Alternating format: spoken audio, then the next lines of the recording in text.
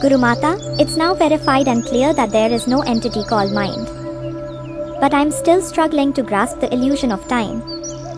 My direct experience, and the logic of cause and effect, seems to clearly establish that time exists. That is a very deep and thoughtfully reflected question. Now, let us gently challenge the foundation you are standing on, direct experience and logic. They are useful tools, but they are not ultimate.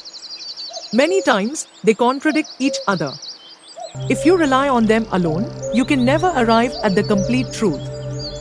Then how do I reach the truth? And how do I know that I am moving closer to it? Truth is approached through unbiased observation, without labeling, without preconceived notions, and without relying on borrowed or unverified ideas.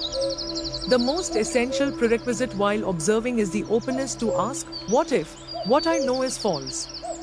When inquiry reaches a point where opposing evidences stand equally strong, a paradox appears. At that moment, the intellect can go no further and naturally surrenders into the silence of not knowing. That silence is the clearest sign of truth. Truth cannot be captured by experience, logic, or words. It is simply what is. Can you explain this with examples? Right now, you are sitting still and feel stationary. Similarly, when you are seated inside a moving train and look out of the window, it may appear that the platform or trees are moving backward. Your direct observation suggests that the outside world is in motion.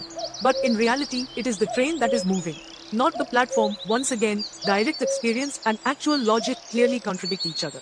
Oh, that's true. Let's take another example. You came here from your home. At this moment, your visual perception tells you there is no home here, yet you know you will return to it after our meeting.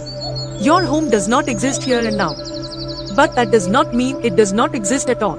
In the same way, your past does not exist now, and your future does not exist now.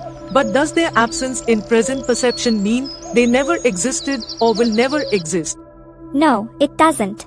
So perception can be a very convincing deception. Exactly, now that the certainty built on perception has been shaken.